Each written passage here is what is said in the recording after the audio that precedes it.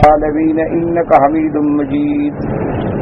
قال الله تبارك وتعالى في كلامه المجيد: أعوذ بالله من الشيطان الرجيم. بسم الله الرحمن الرحيم. الذين يتبعون الرسول النبي الأمي الذي يجدونه مكتوبا عندهم في التوراة والإنجيل يأمرهم بالمعروف وينهاهم عن المنكر ويحل لهم الطيبات ويحرم عليهم الخبائث ويضع عنهم إصرهم والأغلال التي كانت عليهم فالذين آمنوا به وعزروه ونصروه واتبعوا النور الذي أنزل معه أولئك هم المفلحون.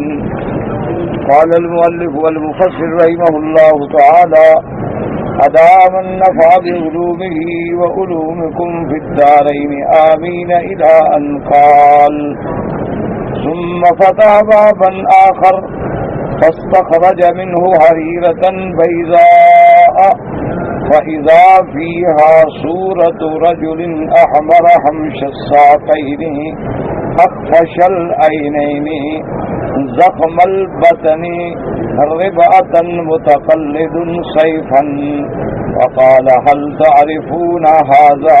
قلنا لا. قال: هذا داؤد علیہ السلام.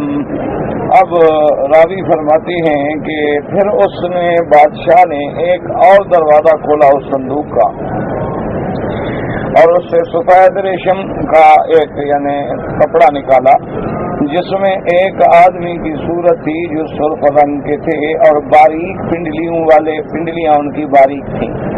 اخفش العینین، اور ان کی آنکھیں جو تھیں وہ پتلی اور یعنی سفید رنگ کی. زخم البطن، پیٹ مبارک موٹا تھا. ربعتن، بھرا ہوا جیسے ہوتا ہے نا چاروں طرف موٹا آدمی. متقلد سیفن، تلوار بھی لٹکائے ہوئے تھے. وقال: هل تعرفون هذا؟ اس نے ہم سے پوچھا اس کو پہچانتے ہو؟ ہم نے کہا نہیں. قال: هذا داؤد علیہ السلام، یہ حضرت داؤد علیہ السلام.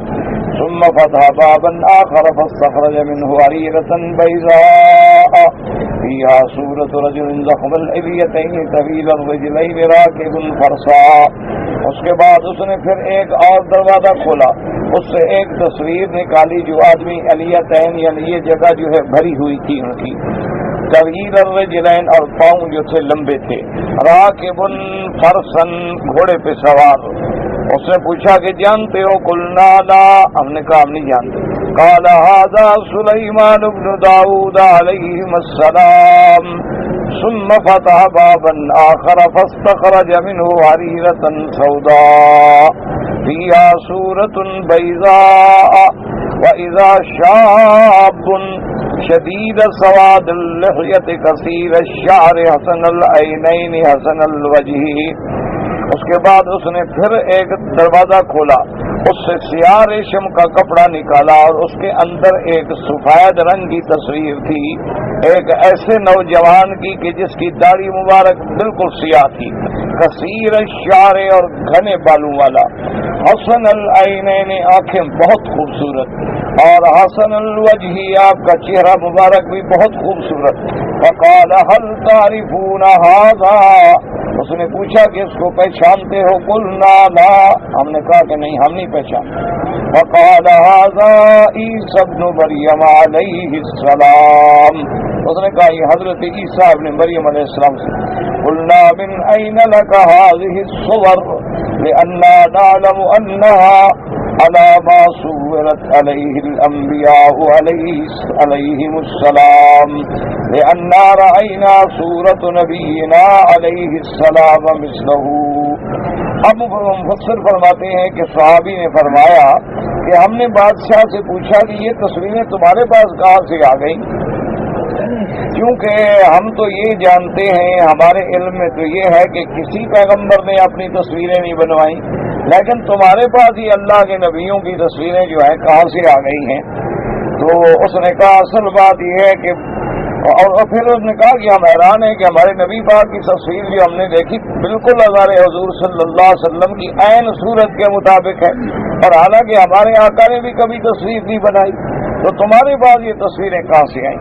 فقال ان آدم علیہ السلام سأل ربه ان يريه الانبیاء من ولده وانزل علیہ صورهم فكانت في خزانة آدم عليه السلام عند مغرب الشمس فاستخرج ذو القرنين من مغرب الشمس ودفع إلى دانیال، اور اس کے بعد کہنے لگا کہ ہمارے پاس جو معلومات ہیں وہ یہ ہیں کہ حضرت آدم علیہ السلام نے اپنے رب سے سوال کیا ان یریہ الانبیاء من ولدہ، یا اللہ میری اولاد میں جن کو آپ نے نبی بنانا ہے، پیغمبر بنانا ہے، ان کی مجھے شکل تو دکھائیں، صورتیں تو دکھائیں۔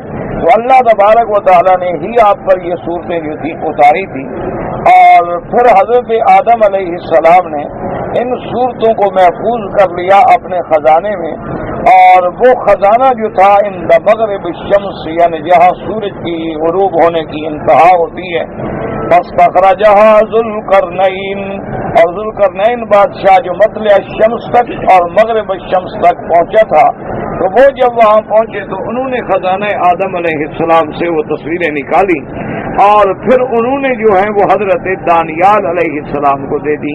حضرت دانیال علیہ السلام بھی اللہ کے نبی گزرے ہیں۔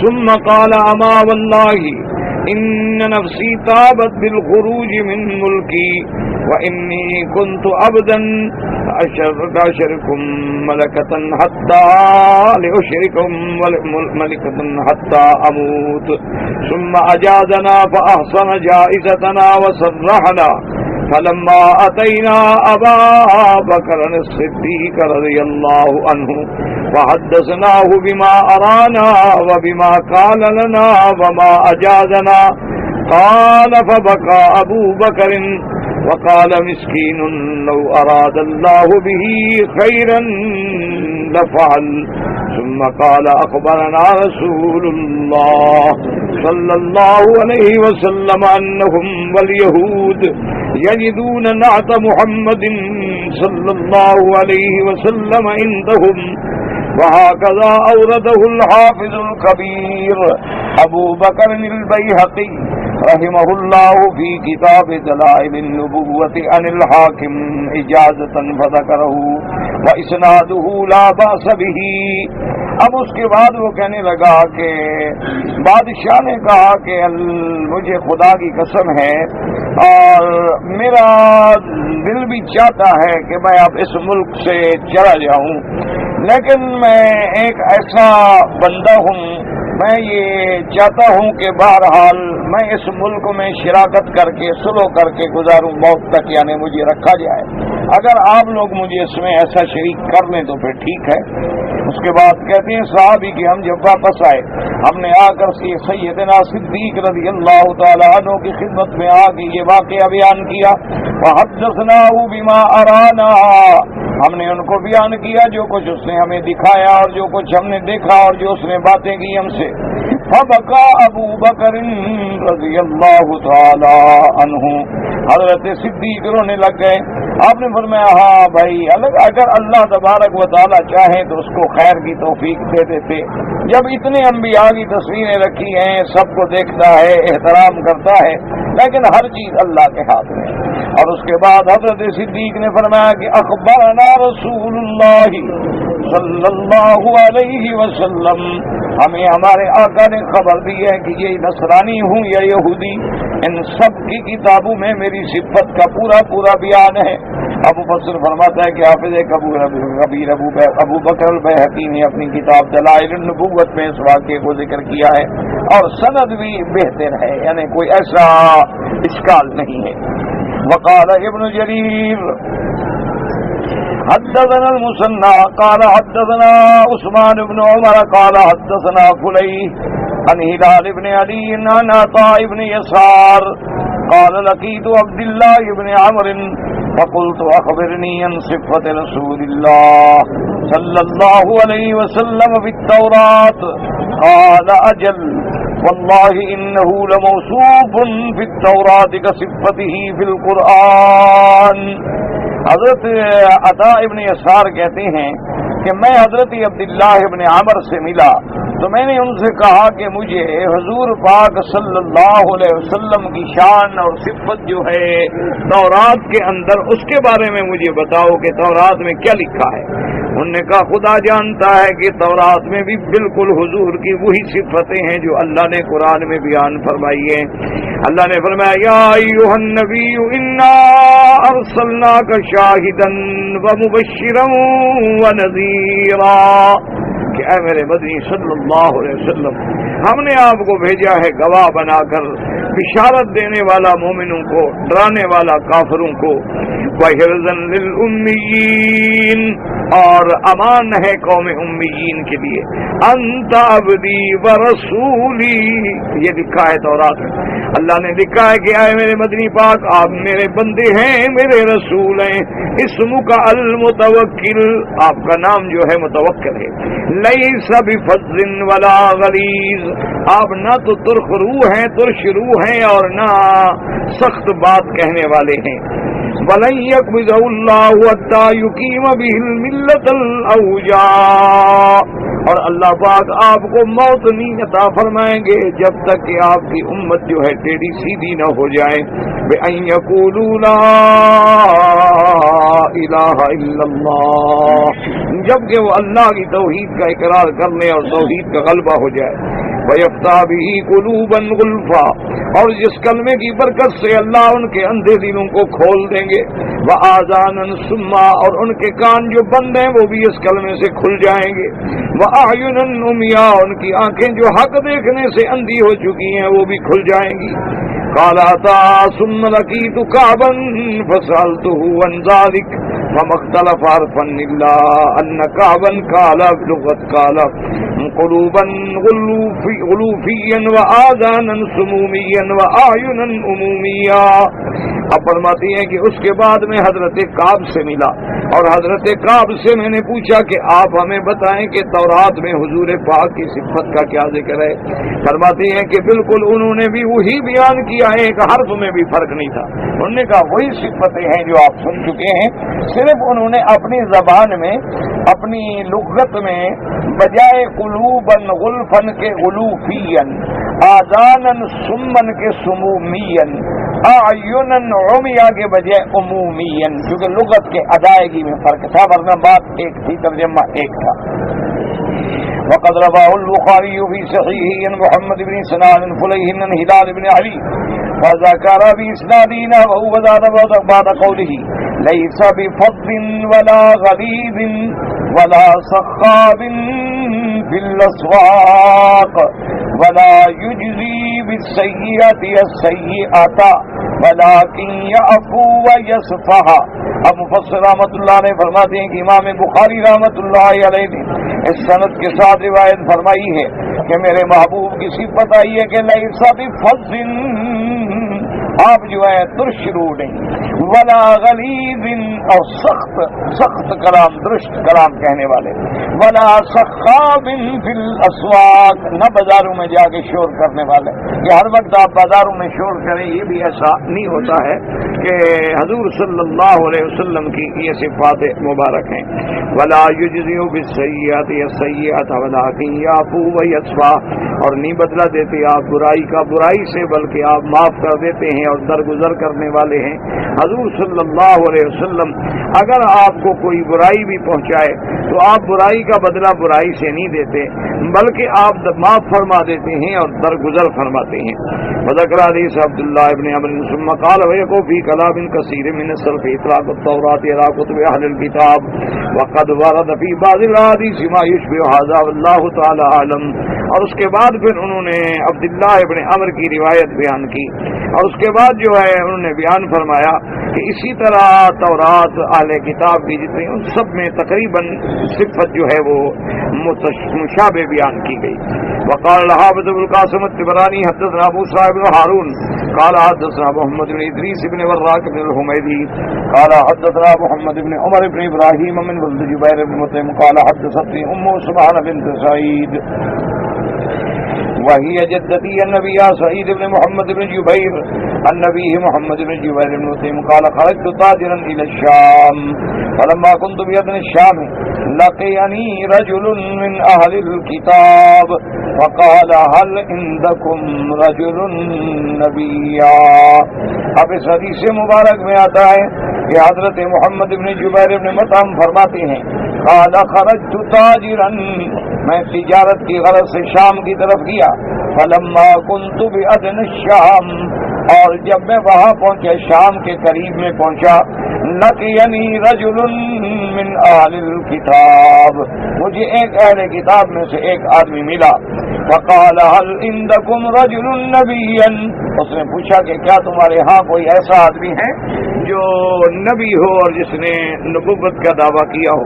قلت نعم، میں نے کہا ہاں بالکل ہمارے ہاں نبی ہیں، اور سرکار دو عالم صلی اللہ علیہ وسلم سیدنا محمد رسول اللہ علیہ وعلی آلہ واصحابہ وسلم تسلیما کثیرا کثیرا، وہ نبی ہیں.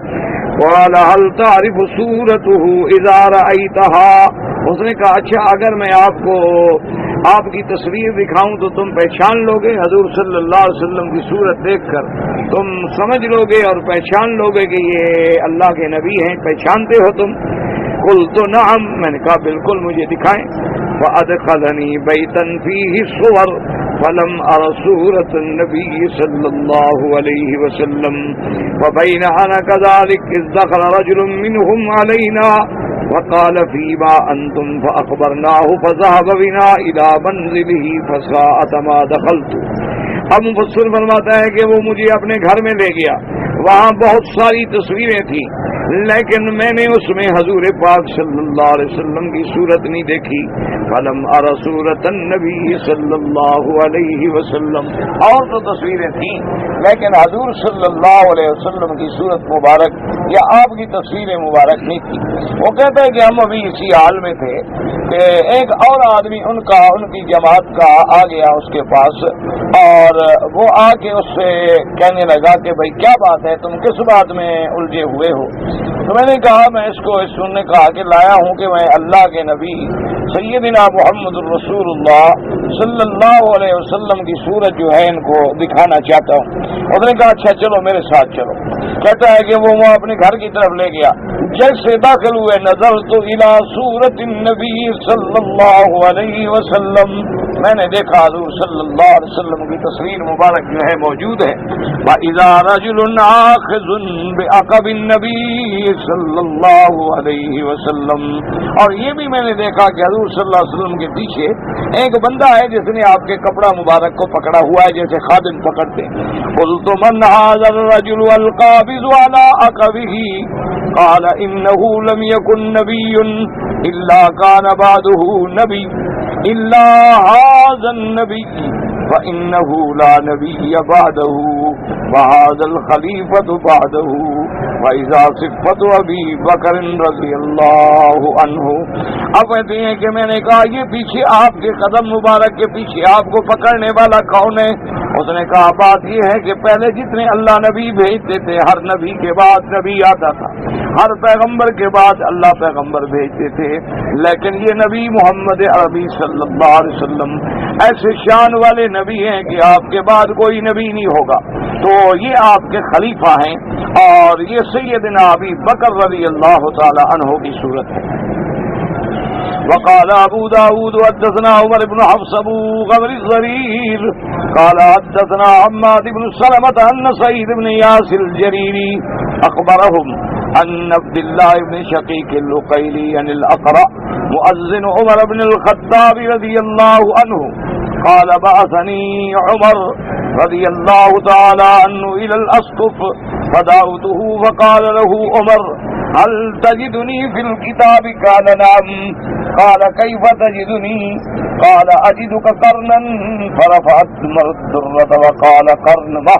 قال قرن حديد أمير شديد. حضرت عمر بن الخطاب رضی اللہ تعالیٰ فرماتی ہیں کہ اقرا مؤذن ہے حضرت عمر کے، وہ فرماتی ہیں کہ مجھے بعثنی عمر الى الاسقف، کہ مجھے حضرت عمر نے بھیجا ایک پادری کے پاس، میں نے جا کے بلایا، فقال له عمر، حضرت عمر نے جب وہ پادری آیا تو آپ نے اس کو کہا کہ هل تجدنی فی الکتاب، تمہاری کتاب میں میرا ذکر ہے؟ یعنی تورات میں اور سابقہ کتب میں میرا بھی کوئی ذکر موجود ہے؟ اس نے کہا کہ ہاں بالکل ہے۔ میں نے کہا کیا لکھا ہے اس میں؟ اس نے کہا لکھا ہے کہ قرن کہتے ہیں سینگ، سخت۔ حضرت عمر نے غصے میں درہ اٹھایا، کہا کیا قرن کیا ہوتا ہے؟ قرن ماں کیا ہوتا ہے؟ اس نے کہا لکھا ہوا ہے قرن حدید امیر شدید، کہ حضرت عمر ایسے ہوں گے جیسے لوہے کا سینگ ہوتا ہے اور سخت حکم چلانے والا ہوگا۔ قال فكيف تجد الذي بعدي، میں نے کہا اچھا یہ دیکھو کہ میرے بعد بھی کسی خلیفے کا ذکر ہے۔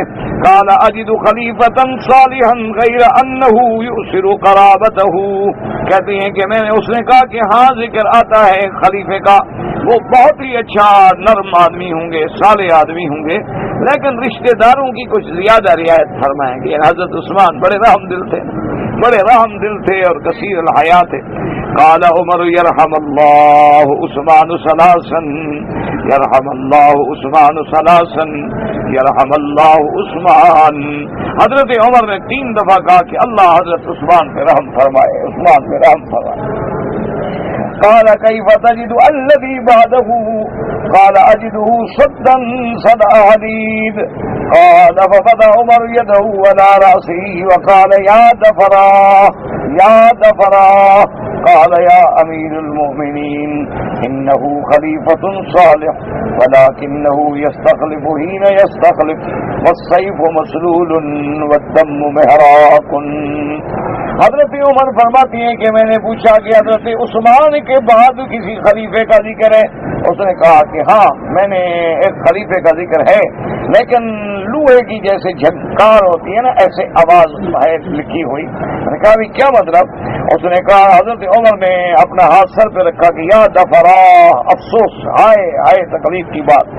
قال یا امیر المؤمنین، اس نے کہا کہ حضرت عمر، حضرت عثمان کے بعد جو خلیفہ ہوگا انہو خلیفۃ صالح، کوئی شک نہیں کہ وہ بہت اچھے خلیفہ ہوں گے، یعنی حضرت علی، لیکن یستخلف حین یستخلف، لیکن افسوس یہ ہے کہ جب ان کو خلافت ملے گی والسیف مسلول والدم محراق، تلوار ننگی ہو چکی ہوگی اور خون بہہ رہے ہوں گے، کیونکہ حضرت علی کے زمانے میں بہت لڑائیاں ہو گئی۔ سب سے پہلے تو سیدہ عائشہ رضی اللہ تعالی عنہ اور حضرت علی رضی اللہ تعالی عنہ کے درمیان میں دشمنوں نے لڑائی کرائی، جس میں ہزاروں صحابہ شہید ہو گئے۔ اس کے بعد سیدنا علی رضی اللہ تعالی عنہ اور سیدنا معاویہ رضی اللہ تعالی عنہ کے درمیان میں دشمن نے لڑائی کرائی، اس میں بھی یعنی جنگ جمل اور جنگ صفین، اس میں بھی ہزاروں صحابہ شہید ہو گئے، اور اس کے بعد پھر حضرت علی خود شہید ہو گئے، اور حضرت علی رضی اللہ تعالی عنہ کے بعد پھر خلافت ملی سیدنا حسن رضی اللہ تعالی عنہ، جو حضرت علی رضی اللہ تعالی عنہ کے بڑے بیٹے ہیں۔ حضرت حسن بڑے ہیں اور حضرت حسین جو ہیں وہ چھوٹے ہیں۔ حضرت حسن اور حضرت حسین کی عمر میں 1 سال کا فرق ہے، یعنی حضرت حسن رضی اللہ تعالی عنہ 1 سال بڑے اور حضرت حسین رضی اللہ تعالیٰ عنہ 1 سال چھوٹے ہیں۔ اور حضرت حسن جو تھے نا، صحابہ کہتے ہیں کہ واللہ بالکل تصویر تھی محمد الرسول اللہ صلی اللہ علیہ وآلہ آلہ واصحابہ وسلم تسلیما کثیرا کثیرا۔ آپ کی شکل مبارک اتنی ملتی تھی کہ معلوم یہ ہوتا تھا کہ وہ سرکار دو عالم صلی اللہ علیہ وسلم کی تصویر ہیں۔ اور حضرت حسن کے بارے میں حضور نے فرمایا تھا ان ابنی ھذا سید لعل اللہ یصلح بین فئتین عظیمتین۔ آپ نے فرمایا یہ میرا بیٹا سردار ہے اور اس کے ذریعے اللہ 2 بہت بڑی جماعتوں میں صلح کا ذریعہ بنا دیں گے، اللہ تبارک و تعالی اس کے ذریعے اصلاح فرمائیں گے۔ تو حضرت حسن رضی اللہ تعالی عنہ جب خلافت پہ بیٹھے تو حضرت معاویہ کی لوگوں نے بیعت کر لی اور حضرت حسن کی بھی لوگوں نے بیعت کر لی۔ تو 6 مہینے تک حضرت حسن متفکر رہے اور سوچتے رہے کہ پہلے بھی صحابہ میں بہت تلوار چل چکی ہے اور حضور کے صحابہ دشمنوں کے فتنے میں آ کے ہزاروں شہید ہو گئے ہیں، اس لیے آپ نے یہ یعنی مناسب سمجھا، آپ نے فرمایا کہ بھائی میں اس فتنے کو ختم کرنا چاہتا ہوں، تو آپ نے خلافت سے استعفیٰ دے دیا اور بیعت کر لی حضرت معاویہ رضی اللہ تعالیٰ عنہ کی، تاکہ مسلمانوں کا کلمہ جو ہے وہ ایک ہو جائے۔ اسی لیے اس سال کو بھی سنۃ الجماع صحابہ یاد کرتے ہیں، وہ صلح والا سال کہ جس میں حضرت نے صلح کر کے ایک فتنے کو ختم کر دیا۔ اللہ تبارک و تعالی نے حضور صلی اللہ علیہ وسلم کی جو پیشگوئی تھی وہ پوری ہو گئی۔ تو حضرت علی رضی اللہ تعالی عنہ کے زمانے میں اصل بات یہ ہے، یاد رکھیں کہ یہ ساری پیشین گوئیاں، یہ ساری خبریں جو ہیں میرے محبوب نے اپنی زندگی میں دے دی۔ حضور صلی اللہ علیہ وسلم نے فرما دیا تھا حضرت عثمان سے کہ آپ مظلوم شہید ہوں گے، اور جب آپ کی شہادت ہو گئی تو پھر یہ دروازہ مسلمانوں میں کھل جائے گا اور اس کے بعد فتن آئیں گے، پھر اس دروازے کا بند ہونا بڑا مشکل ہے کہ اللہ تبارک و تعالی چاہے تو بند کر دے۔ تو حضرت عمر رضی اللہ تعالیٰ عنہ کے بارے میں بھی حضور نے فرمایا تھا کہ عمر جو ہے یہ ان فتنوں کے سامنے ایک دیوار ہے، جس دن یہ دیوار گر گئی تو فتنے دروازہ کھل جائے گا اور فتنے شروع ہو جائیں گے۔ تو حضرت عمر رضی اللہ تعالی عنہ کی شہادت کے بعد سیدنا عثمان آئے، پھر سیدنا عثمان رضی اللہ تعالی عنہ مظلوم شہید ہوئے اور مدینہ منورہ میں شہید ہوئے، اور آپ کے بعد پھر سیدنا علی رضی اللہ تعالی عنہ تشریف لائے، لیکن وہ دشمن اتنے گہرا اپنا اثر چھوڑ چکے تھے کہ انہوں نے ایسی لڑائیاں لڑائیں کہ جس میں ہزاروں صحابہ جو تھے وہ شہید ہو گئے رضوان اللہ تعالی علیہم اجمعین۔ لیکن یاد رکھیں کہ صحابہ کی جہاں آپس میں لڑائی ہوئی ہے، دونوں کی نیت میں کوئی کھوٹ نہیں تھا، خطا اجتہادی تھی، اس لیے اللہ نے سب کے لیے جنت کا فیصلہ فرما دیا۔ کلن وعد اللہ الحسنى رضی اللہ عنہم ورضوا عنہ، اللہ سب سے راضی ہو گئے۔ لہذا کسی تاریخ والے کو، کسی مورخ کو یہ حق نہیں پہنچتا کہ مشاجرات صحابہ کو لے کر کسی صحابی کی شان میں کوتاہی کرے یا کسی صحابی کی شان میں تنقیص کرے یا کسی صحابی پہ الزام لگائے، کیونکہ الزام تو تب ہو جب اللہ معاف کر دے۔ ایسے تو اگر الزام لگانا ہو تو پھر آدم علیہ السلام پر بھی لوگ لگائیں گے کہ انہوں نے جناب اگر درخت نہ کھایا ہوتا، اگر اس درخت کا پھل نہ کھاتے تو جنت سے نہ نکلتے، تو پھر الزام تو آدم علیہ السلام پہ بھی لگ سکتا۔ اسی طرح اگر کسی نے الزام لگانا ہے تو نوح علیہ السلام نے بھی بیٹے کی بخشش کیوں مانگی؟ اسی طرح نعوذ باللہ اگر الزام لگانے ہیں تو لوگوں نے تو نبیوں پر بھی الزام لگا دی۔ حضرت موسیٰ علیہ السلام پر بھی حضرت ہارون کے قتل کا الزام لگایا گیا۔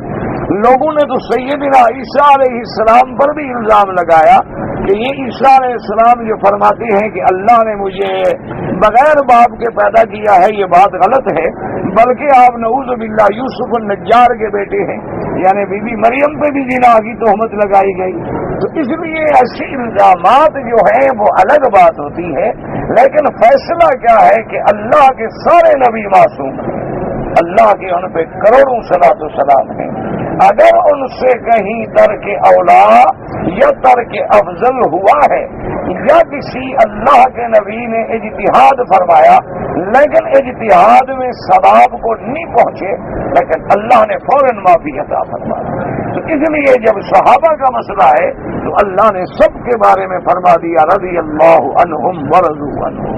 اسی لیے حدیث میں یہ بات واضح ہے کہ حضرت علی رضی اللہ تعالی عنہ بیٹھے تھے تو آپ کے پاس حضرت طلحہ کے بیٹے تشریف لائے، تو آپ نے جلدی سے جگہ بنائی، اور حضرت طلحہ جو تھے وہ حضرت عبداللہ بن زبیر کے ساتھ تھے، یعنی حضرت علی کے خلاف تھے لڑائی میں۔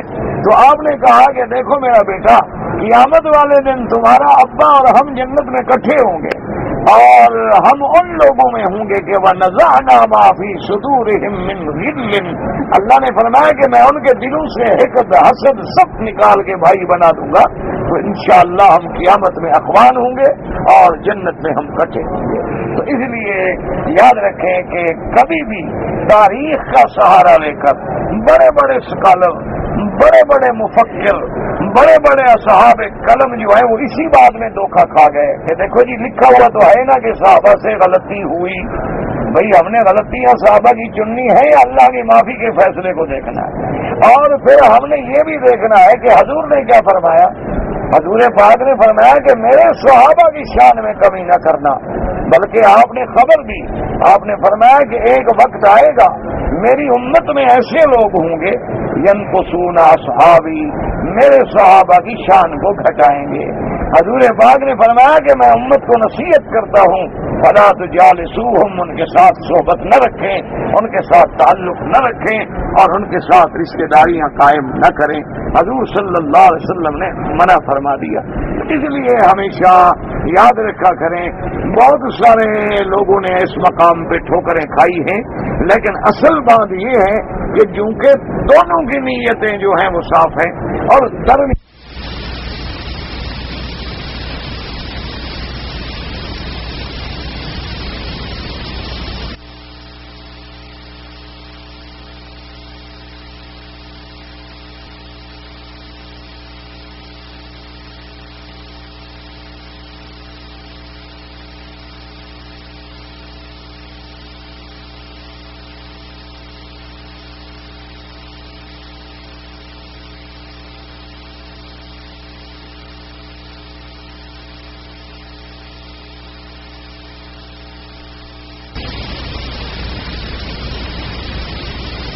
اور حسن ابن صباح کی پارٹی وہ لوگ تھے جنہوں نے صحابہ کو آپس میں لڑا دیا، ورنہ الحمدللہ سب کے سب قرآن نے خود نقشہ کھینچا ہے کہ محمد الرسول اللہ والذین معه اشداء علی الکفار رحماء بینہم، میرا مدنی آپ کے ساتھی جو ہیں یہ کافروں کے مقابلے پہ چٹان ہیں، آپس میں مہربان ہیں۔ تو اللہ تبارک و تعالیٰ کے نبی کے تمام صحابہ یاد رکھو کلہم صدوق وعدول رضوان اللہ علیہم اجمعین۔ اسی طرح کسی کو یہ حق نہیں پہنچتا کہ وہ اہل بیت رسول اللہ، حضور صلی اللہ علیہ وسلم کی اولاد، حضور صلی اللہ علیہ وسلم کی آل اطہار، حضور صلی اللہ علیہ وسلم کی ازواج امہات المؤمنین کے بارے میں زبان کھولے، کیونکہ سب کے سب جو ہیں رضوان اللہ علیہم اجمعین۔ تو اب دیکھیں کہ تورات میں بھی یہی ترتیب تھی کہ اللہ کے نبی کے بعد سیدنا ابو بکر، سیدنا ابو بکر کے بعد سیدنا عمر، سیدنا عمر کے بعد سیدنا عثمان اور سیدنا عثمان کے بعد سیدنا علی رضوان اللہ تعالی علیہم اجمعین۔ اور اسی طرح ایک اور روایت مبارک میں بھی ہے کہ ایک عورت نے یا ایک آدمی نے، دو روایات آتی ہیں، آگے حضور صلی اللہ علیہ وسلم سے پوچھا اور اس کے بعد اس نے بڑی عجیب بات کی۔ اس نے کہا حضور ایک بات میں عرض کرتا ہوں کہ اب جو ہمیں مشکل پیش آتی ہے تو ہم فوراً آپ کے پاس آ جاتے ہیں کہ حضرت یہ مسئلہ ہے، یہ مشکل ہے، یہ مسئلہ ہے، آپ حل فرما دیتے ہیں۔ لیکن اگر وہ وقت آ جائے کہ ہمیں کوئی مشکل پیش آئے اور ہم آئیں فلم اجد اور آپ کو نہ پائیں، آپ کا زمانہ گزر جائے، آپ کی وفات مبارک ہو جائے، کیونکہ موت تو بر حق ہے، سب پہ آنی ہے، تو پھر ہم کہاں جائیں؟ حضور نے فرمایا پھر تم ابو بکر سے رجوع کرنا۔ اس نے کہا اچھا حضور ایسا وقت بھی آ جائے کہ ابو بکر بھی نہ ملے تو پھر کیا کریں؟ تو آپ نے فرمایا پھر عمر سے رجوع کرنا۔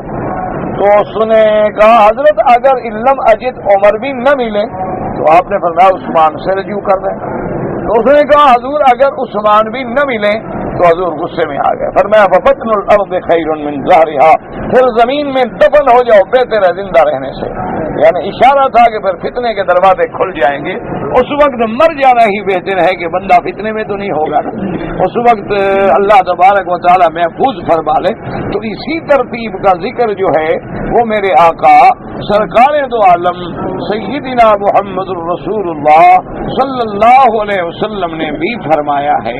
تو اس لیے ہر اہل سنت والجماعت کا یہ عقیدہ ہے کہ سب سے افضل خلق میں کون ہیں؟ سیدنا محمد الرسول اللہ صلی اللہ علیہ وسلم، اور آپ کے بعد سیدنا ابی بکر، عمر، عثمان، علی رضوان اللہ علیہم اجمعین۔ تو یہ اسی طرح عقیدہ رکھنا جو ہے یہ بھی عقیدہ اہل سنت میں شامل، یعنی مثلا ایک آدمی سب کچھ مانے، سیدنا ابو بکر کو افضل نہ مانے صحابہ پر، تو وہ اہل سنت نہیں کہلائے گا، اس کو اہل سنت کہلانے کا حق نہیں ہوگا۔ اہل سنت والجماعت وہ تب بنے گا کہ جب حضور کے بعد قائل ہو شیخین کی فضیلت کا، سیدنا ابو بکر اور سیدنا عمر کا۔ اسی لیے ایک صحابی نے حضرت علی رضی اللہ تعالی عنہ سے پوچھا، کیونکہ حضرت علی مشہور تھے نا علم میں اور فیصلے میں، تو اس نے آ کے سوال کیا، اس نے کہا یا علی آپ ہمیں یہ بتائیں کہ حضور کے صحابہ میں سب سے بڑا عالم کون ہے؟ تو حضرت علی سمجھ گئے کہ یہ لازمی بات ہے، یہ فتنہ۔ آپ نے فرمایا سب سے بڑا عالم ابو بکر ہے۔ تو اس نے کہا حضرت آپ سے بھی بڑا عالم؟ فرمایا ہاں۔ اس نے کہا جی کوئی دلیل؟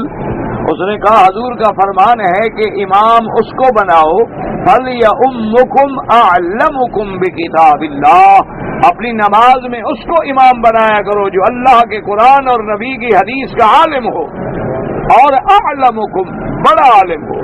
تو حضور نے ہم سب موجود تھے لیکن مصلی پہ ابو بکر کو کھڑا کیا، تو دلیل ہے کہ سب سے بڑا عالم ابو بکر تھا۔ اگر سب سے بڑا عالم ابو بکر نہ ہوتے تو کبھی بھی حضور صلی اللہ علیہ وسلم ان کو مصلی پہ کھڑا نہ کرتے۔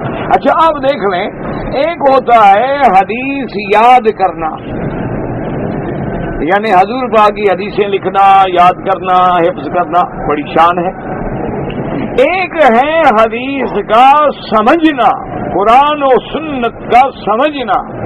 اگر صرف حدیث کے حفظ کو مقام ملتا تو امامت کے لیے ابو ہریرہ اہل ہوتے، کیونکہ سب سے زیادہ حدیثیں بیان کرنے والے تو ابی ہریرہ ہے، سب سے کم حدیثیں روایت کرنے والے ابو بکر ہیں۔ لیکن اللہ کے نبی نے ابو ہریرہ کو نہیں مصلی پہ کھڑا کیا، آپ نے مصلی پہ حکم دیا تو مروا ابا بکر فلیصلی بالناس۔ تو اس لیے ضرورت ہوتی ہے، صرف میرے بھائی یہ نہیں ہوتا کہ حدیث رسول پڑھ لیں، بلکہ حدیث رسول کا پڑھنا اور حدیث رسول کا سمجھنا اور پھر حدیث رسول پر عمل کرنا، اتباع کرنا، یہ ہے اصل میں صحیح طریقہ۔ اسی لیے بڑے بڑے ائمہ کرام، بڑے بڑے محدثین زمان وہ بھی کیا کرتے ہیں کہ جب کوئی مسئلہ ہو سب سے پہلے دیکھتے ہیں کہ قرآن میں موجود ہے نص، تو بات ختم ہو گئی، یا حضور کی حدیث مبارک میں نص جلی ہے، کھلی بات ہے، ختم ہو گئی۔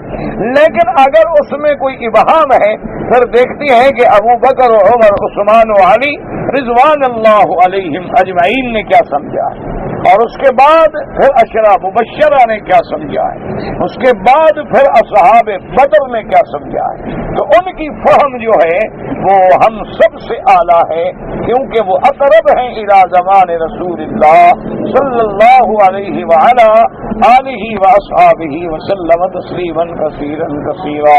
تو حضرت عمر رضی اللہ تعالی عنہ نے جب پوچھا تو اس نے پھر یہی جواب دیا کہ حضرت علی بھی بہت خلیفہ صالح ہوں گے، لیکن ان کے دور میں خلافت تو ملے گی آپ کو، لیکن تلواریں کھل جائیں گی اور خون بہ رہے ہوں گے، یعنی اختلاف کا دور آ جائے گا۔ اور واقعی ہوا، رضوان اللہ تعالی علیہم اجمعین۔ اللہ ہمیں حضور پاک کی، آپ کے صحابہ، اہل بیت، اولیاء کرام کی محبت جب نصیب فرمائے۔ اللہ ہمیں بے ادبی اور گستاخی سے محفوظ رکھے۔ اگر ایک مکان میں زنا ہوتا ہے تو اس مکان میں رہنے سے نحوست ہوگی، نحوست کی نہیں ہوگی، اللہ کے عذاب کی جگہ ہے، عذاب کی جگہ میں رہنا منع ہے۔ یہ جو گناہوں کے مراکز ہیں، چلتا رہتا ہے، انا للہ و انا الیہ راجعون۔ لا حول ولا قوت الا باللہ۔ تو بہرحال جیسے بھی یعنی کوئی مقام ہے، زنا ہے، ڈاکہ ہے، قتل ہے، برائی جہاں ہوتی ہو وہاں بالکل نہیں رہنا چاہیے۔ جی کہ اگر کوئی نوجوان ہے اور غیر شادی شدہ ہے اور اس کے پاس شادی کا کوئی ذریعہ نہیں ہے اور اس کو اللہ معاف کرے اپنے گناہ سے بچنے کے لیے، زنا سے بچنے کے لیے اگر وہ مشت زنی کرے یا ہاتھ سے اپنی شہوت کا ازالہ کرے تو ایسا کرنا جائز ہے یا ناجائز ہے؟ گزارش یہ ہے کہ علاج حضور نے خود بتلا دیا۔ حضور پاک نے فرمایا کہ یا معشر الشباب من استطاع منکم الباءۃ فلیتزوج۔ حضور نے فرمایا کہ اے نوجوانوں، تم میں جو بھی طاقت رکھتی کی وہ نکاح کرے۔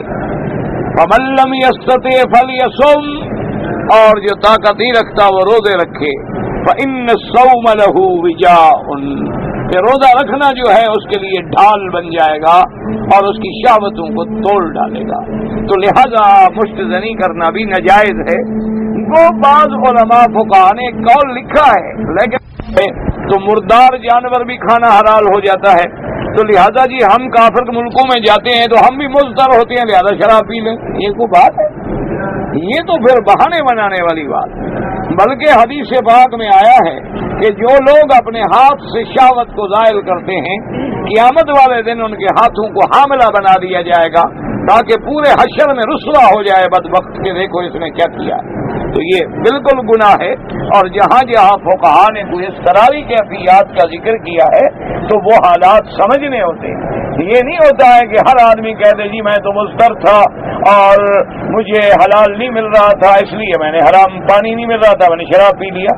یہ بات نہیں ہوتی، استرار کی کیفیت دیکھنی پڑے گی کہ مضطر تھا تو کتنے حال میں تھا، اور کیا پورے دنیا میں پانی نایاب تھا، یا پورا اس کو کہیں امکان نہیں تھا اور زندگی اس کی بالکل ختم ہونے کے قریب آ گئی تھی۔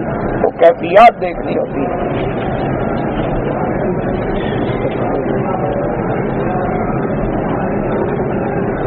اگر عمرہ کرنے والا جو ہے اپنے والدین کے لیے عمرہ کر سکتا ہے، بالکل کوئی منع نہیں۔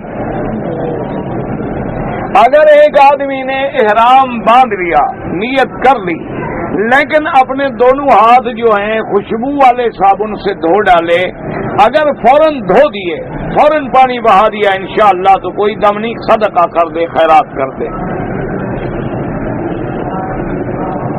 اگر ایک آدمی کا وضو نہیں ٹھہرتا، یعنی اس کو بیماری ہے، ہوا ری خارج ہو جاتی ہے، یا مثلا اللہ نہ کرے پیشاب کے قطرے گر جاتے ہیں، تو اس کے لیے میرے بھائی شریعت نے آسانی رکھی ہے کہ جب نماز کا وقت داخل ہو، مثلا مغرب کا نماز کا وقت کب داخل ہوگا؟ سورج ڈوبنے سے، تو آپ فوراً وضو کر کے نماز پڑھیں، اور عشاء تک وہی وضو کافی ہے، اسی سے آپ نفلیں پڑھتے رہیں، سنتے پڑھتے رہیں، نماز پڑھتے رہیں۔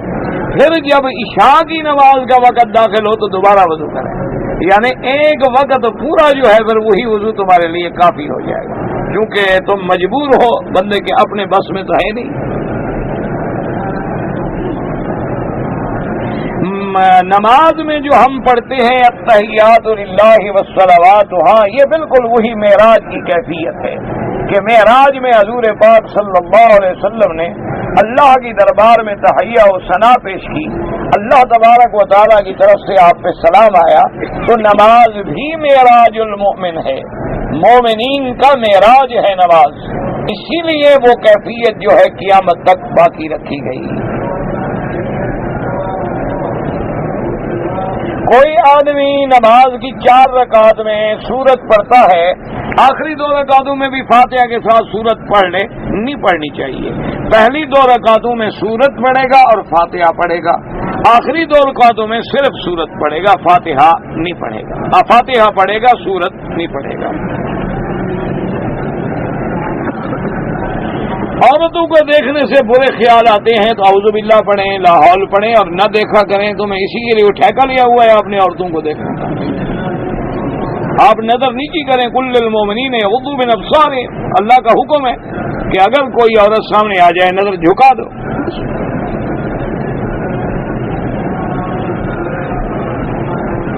یہ تو ہو چکا ہے، پھاڑ دیا تھا. ایسا وظیفہ بتائیں کہ گناہ معاف ہو جائیں. میرے بھائی گناہ صغیرہ بھی ہوتے ہیں اور کبیرہ بھی ہوتے ہیں. جیسے زنا ہے، قتل ہے، ڈاکہ ہے، یہ تو کبائر ہے. غیبت ہے، کبائر ہے. صغیرہ گناہ بھی ہوتے ہیں، جیسے زنا جو ہے کبیرہ ہے، لیکن غیر عورت کو دیکھنا یا ہاتھ لگانا یہ صغیرہ ہے. تو صغیرہ گناہ تو اللہ کی رحمت سے نیکی کرنے سے معاف ہو جاتے ہیں. یعنی آپ وضو کریں گے، نماز پڑھیں گے، اللہ پاک معاف کر دیں گے. ان الحسنات یذہبن السیئات. اور بڑے گناہ جو ہیں اس کا آسان علاج ہے کہ توبہ کرے اور پھر اس گناہ کے قریب نہ جائیں. یہ نہیں ہوتا کہ توبہ بھی کرتے رہو اور گناہ بھی کرتے رہو. توبہ بھی کرتے رہو، یہ تو پھر اللہ کے ساتھ مذاق ہے. گناہ کے توبہ کا معنی یہ ہوتا ہے کہ اس کو چھوڑ دیں اور قریب نہ. ہاں بندہ مجبور ہے، اتفاق سے پھر توبہ ٹوٹ گئی، پھر توبہ کر لے. اور باقی جو ہے رزق میں برکت ہو جائے. روزانہ رات کو سورت واقعہ پڑھا کریں اور دن میں جتنا ہو سکے استغفار پڑھا کریں. استغفر اللہ استغفر اللہ. اللہ کے قرآن میں ہے اللہ رزق میں برکت دے دیتے ہیں.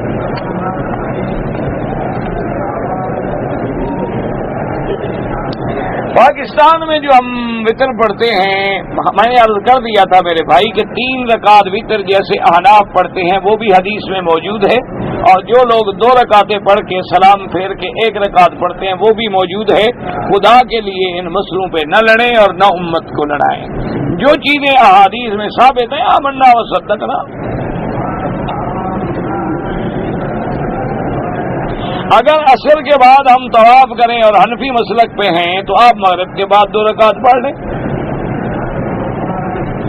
حاجت کی نماز پڑھنے کا کیا طریقہ ہے؟ کوئی طریقہ نہیں، جیسے عام نماز پڑھتے ہیں وہی نماز ہے. اللہ کا حکم ہے کہ وَاسْتَعِینُوا بِالصَّبْرِ وَالصَّلَاةِ، کہ جب کوئی مشکل آ جائے نماز کے ساتھ مدد پکڑو اور صبر کے ساتھ مدد پکڑو. تو جیسے آپ نماز پڑھتے ہیں ویسے 2 رکعت پڑھی اور دعا کی کہ اللہ میری مشکل حل کر دے. اگر ہم حاجت کی نماز نفل پڑھ رہے ہیں تو سجدے کی حالت میں ہم دعائیں کر سکتے ہیں، بالکل کر سکتے ہیں. اور وہ دعائیں جو حدیث میں موجود ہیں اپنی زبان میں نہ شروع ہو جائیں. یعنی وہ دعائیں مانگی جائیں گی جو احادیث رسول میں موجود ہیں. رب انی مغلوب فانتصر قرآن میں موجود ہے. اللہم انی اسألک العفو والعافیہ، اسألک الہدی والتقی والعفاف والغنی، یا قاضی الحاجات اقضی حاجاتنا، اللہم استر عوراتنا. یعنی جو معصورہ دعائیں ہیں وہ آپ مانگ سکتے ہیں.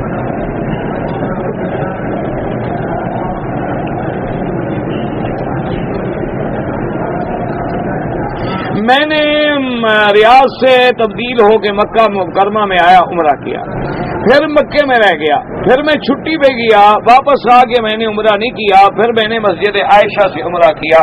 تو امام ابو حنیفہ رحمۃ اللہ علیہ کے نزدیک کیونکہ آپ میقات سے بغیر احرام کے گزرے، عمرہ تو آپ نے کر لیا لیکن ایک بکری آپ کو دم بھی دینی ہوگی. باقی ائمہ فرماتے ہیں کہ آنے والا اگر نوکری کے لیے آیا ہے یا کسی دوسری نیت سے آیا ہے، اس کی عبادت یا عمرے کی نیت ہی نہیں تھی تو اس پر دم نہیں آئے گا. اگر ایک آدمی نے مثلا طواف کر لیا، طواف کرنے کے بعد اس نے دیکھا کہ موقع اچھا ہے، رش نہیں ہے، ایک دوسرا نفلی طواف بھی کر لیا اور پھر جا کے صفا مروہ دوڑا، کوئی حرج نہیں. بلکہ اگر عمرے میں مثلا آپ آ گئے، آپ نے طواف کر لیا، احرام میں رہیں، گھر چلے جائیں، بعد میں آگے صفا دوڑیں تب بھی جائز ہے، کوئی منع نہیں، بڑی آسانی ہے، رعایت ہے.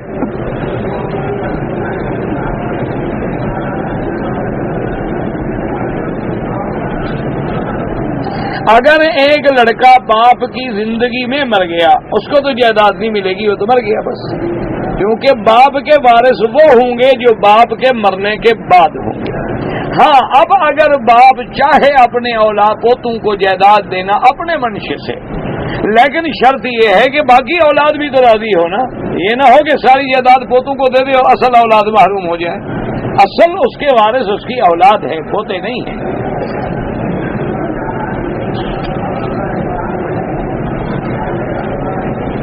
کہتے ہیں جی کہ میرا دینی معاملات میں دل نہیں لگتا، آپ دین والوں کی صحبت اختیار کریں، اچھے لوگوں کی صحبت میں بیٹھیں اور دین والوں کے ساتھ جڑ کے رہیں۔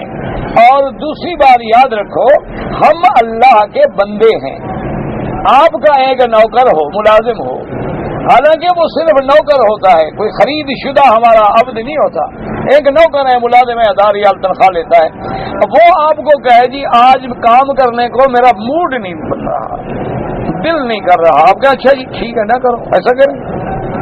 تو جب ہم اللہ کے بندے ہیں تو دل نہ لگنا یا موڈ نہ بننے کا کیا مطلب ہے؟ ہم تو غلام ہیں، ہم تو اس کے عبد ہیں، ہم نے ہر حال میں عبادت کرنی ہے، دل لگنا نہ لگنا یہ تو اللہ کے ہاتھ میں ہے، ہمارے ذمے ہے کہ ہم بندگی کرتے رہیں، ہم عبادت کرتے رہیں، اور جب اس میں رنگ بنے گا تو خود بخود دل لگ جائے گا۔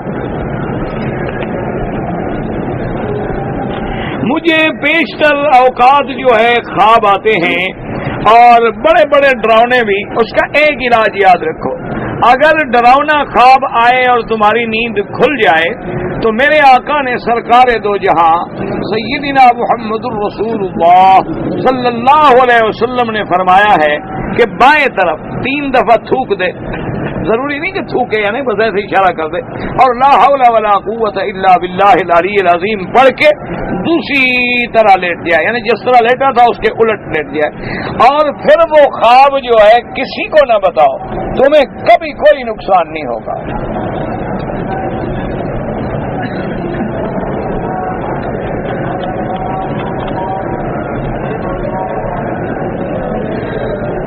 کہتے ہیں جی بعض ہمارے ملکوں میں ایسے پیر ہیں، مرشد ہیں، کہتے ہیں کہ نماز پڑھنے کی ضرورت نہیں ہے، نہ روزہ رکھنے کی ضرورت ہے، یہ لوگ دجال ہیں، پیر نہیں ہیں، یہ نہ پیر ہیں نہ درویش ہیں۔ جو اللہ کے فرائض سے منع کرے، اللہ کے قرآن کے حکم سے منع کرے، وہ دجال ہو سکتا ہے، پیر نہیں ہو سکتا۔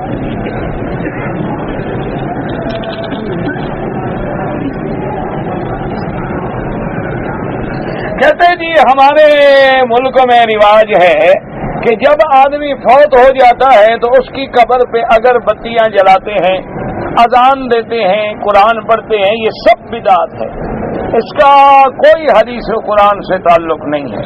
اچھا تم نے بھی دیکھا ہوگا یہ اگر بتیاں بھی بڑے آدمی کی قبروں پہ جلاتے ہیں، کبھی کسی غریب کی قبر پہ کو کیا ہے لگانے کے لیے؟ یہ ختم وغیرہ جو ہے یہ بھی مولوی وہیں پڑھتے ہیں جہاں مال ملنے کی توقع ہو، کبھی کسی غریب کی قبر پہ جا کے پڑھا ہے؟ یہ سب کرایہ داری والی بات ہے، بالکل بدعت ہے، گناہ ہے ثواب کے بجائے۔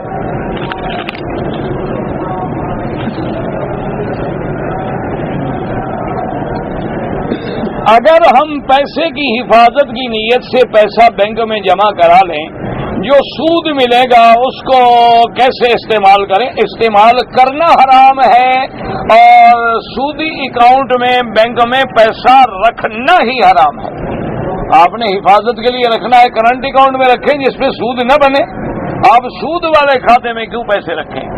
اور یہ بھی مجبوراً پیسے رکھنے کی اجازت ہے کہ آج ہمارے گھر محفوظ نہیں ہے، ہر وقت خطرہ ہے آدمی کو، اگر خطرہ نہ ہو تو کرنٹ اکاؤنٹ میں بھی پیسے رکھنا حرام ہے، کیونکہ ہم سود نہ لیں، بینک تو ہمارے پیسے سے سود کھا رہا ہے نا، وہ اس کی تو ہم مدد کر رہے ہیں نا۔ تو اللہ کا حکم ہے کہ نیکی میں تعاون کرو، برائی میں تعاون نہ کرو، یہ مجبوری ہے، لیکن ان اکاؤنٹ میں سیونگ اکاؤنٹ جس میں سود بنتا ہے بالکل حرام۔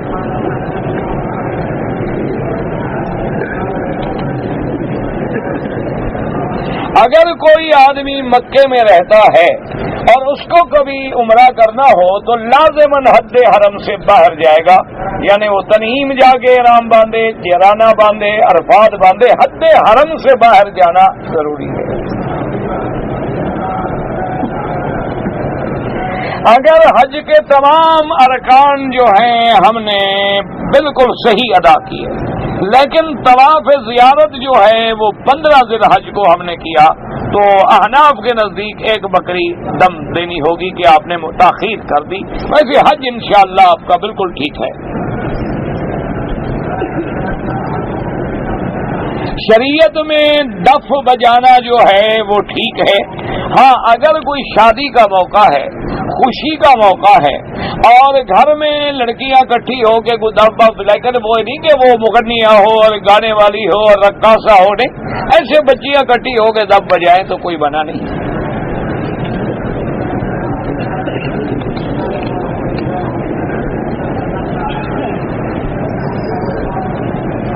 حرم میں جب بھی نماز پڑھیں، امام ابو حنیفہ رحمۃ اللہ علیہ فرماتے ہیں کہ نماز جو ہے یہ تذلل اور بندگی کا نام ہے، نظر نیچے رکھیں سجدے کی جگہ۔ صرف امام شافعی رحمۃ اللہ علیہ کے نزدیک کعبے پہ نظر پڑے تو کوئی حل نہیں۔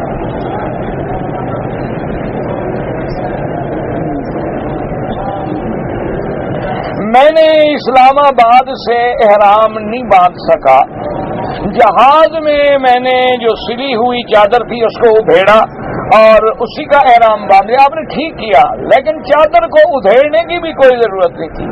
مسئلہ سمجھ لو، اسلام اتنا الدین و یسر، دین آسان ہے، لیکن شرط یہ ہے کہ دین کو سمجھا جائے۔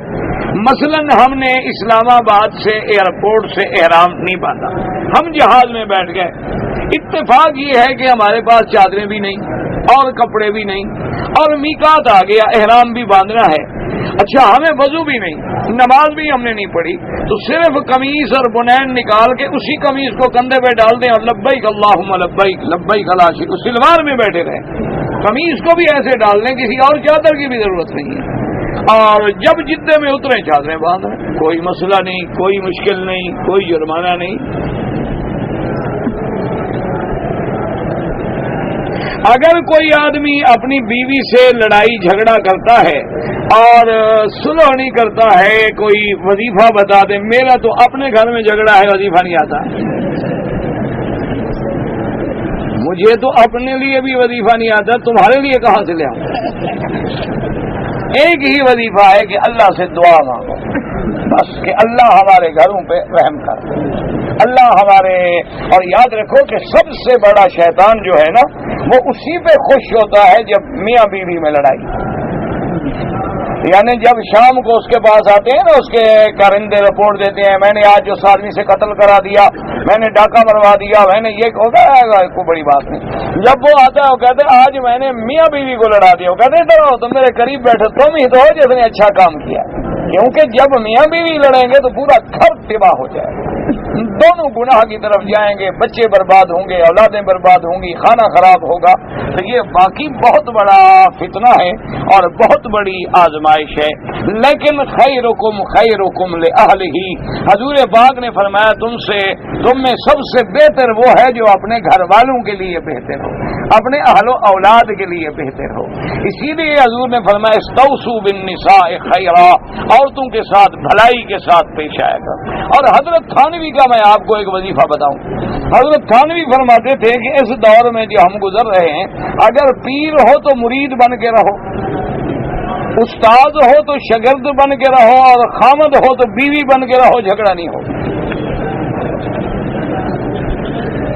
بس تم تابع ہو جاؤ نا جی، تو جناب آپ حاکم ہیں، ہم سرکار نیاز مند ہیں، جو حکم دیں ٹھیک ہے۔ دیکھیں جھگڑے سارے مٹ جائیں، آپ ذرا آپ کہیں کہ ہم انا رکھیں، بڑا مشکل ہے۔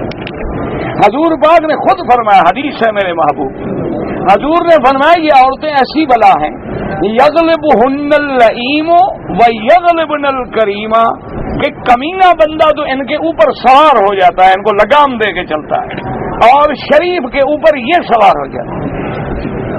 تو حضور نے فرمایا ہم شریف ہی بنیں گے، برداشت کریں گے، اور کیا کریں گے، تو اس لیے برداشت کرو، کوئی حرج نہیں، ویسے بھی عورتوں کا دور ہے، گزارا کرو۔ وظیفہ شریفہ مجھے خود نہیں آتا بھائی، کیا وظیفہ شریف پیروں سے پوچھا کرو، ہم طالب قسم کے لوگ ہیں، ویسے بھی میں چور قوم، بلوچ قوم کا چور بندہ، کون سا پیر فقیر ہوں کہ تمہیں وظیفے بتاؤں، یہ نیک لوگوں کا کام ہے جو بتاتے ہیں۔ میں نے کافی عمرے کیے، صفا مروہ کے بعد تھوڑے تھوڑے بال کاٹے، بھائی اگر چکی ایسے ٹک لگا ہے، وہ تو دم پڑ گئی، ایک بکری دم دو، تو اگر اس طرح پھرواؤ یا کم از کم سارے بال 1/4 حصہ، مثلا دیکھو اتنے بال ہیں تو اتنے سارے سر کے اتر جائیں۔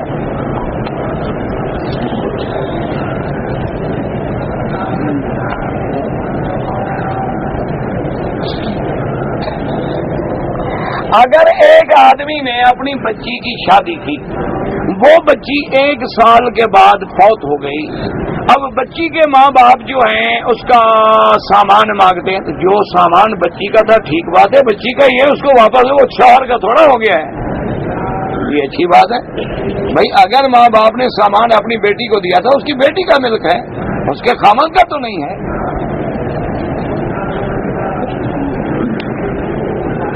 آب زمزم سے جو کفن دھوتے ہیں کوئی شریعت میں ثبوت نہیں۔ نماز میں ہاتھ کہاں باندھیں، آپ نماز میں سینے پہ بھی باندھیں، ناف پہ بھی باندھیں، سب جائز ہے۔ یہ لڑائی جھگڑے والے اور بہت سارے مولوی ہیں، مجھے بخشا کرو۔ اگر کوئی آدمی نماز پڑھ رہا ہے اور اس کا وضو ٹوٹ گیا، وہ کیا کرے؟ وہ بھی حضور پاک نے بتایا، فرمایا حضور نے کہ ناک پکڑ کے باہر نکل جائے، یعنی لوگ سمجھیں کہ اس کو نکسیر پھوٹ گئی، یہ نہ سمجھیں کہ ہوا نکل گئی ہے بیچارے کی، یعنی اس کی توہین بھی نہ ہو اور نماز چھوڑ۔ اچھا کہتا ہے جی حج کا رش ہو، کیا کرے؟ تو پھر بیٹھ جائے، اور کیا کرے گا؟ بغیر وضو کے نماز تو پڑھ نہیں سکتا۔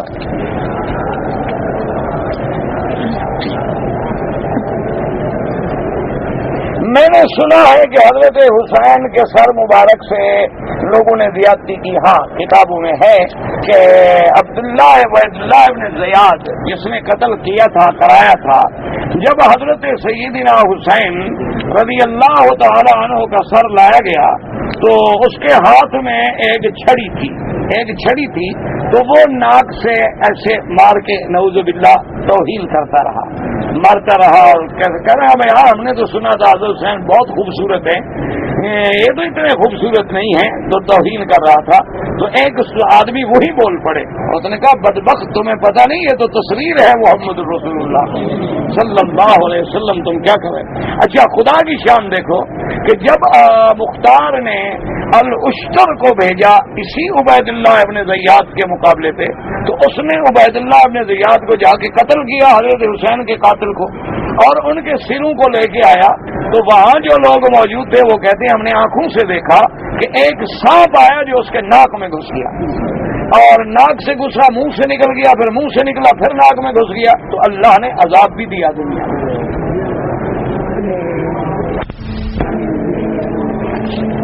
میں نے جو دعا مانگی تھی ابھی تک پوری نہیں ہوئی، اللہ کی مرضی، اللہ اپنے نبیوں